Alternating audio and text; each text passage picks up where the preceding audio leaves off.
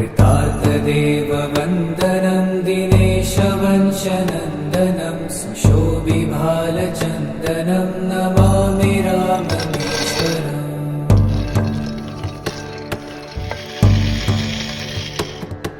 मुनीन्द्रयज्ञकारकं शिलाविपत्तिहारकं महाधनुर्विदारकं Namami राममेश्वरम्।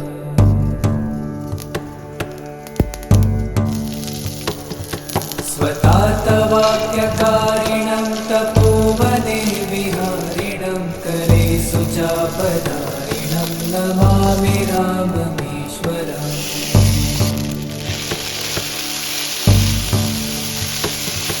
कुरङ्गमुक्तसायकं जटायुमोक्षदायकं प्रविद्धकीशनायकं Namami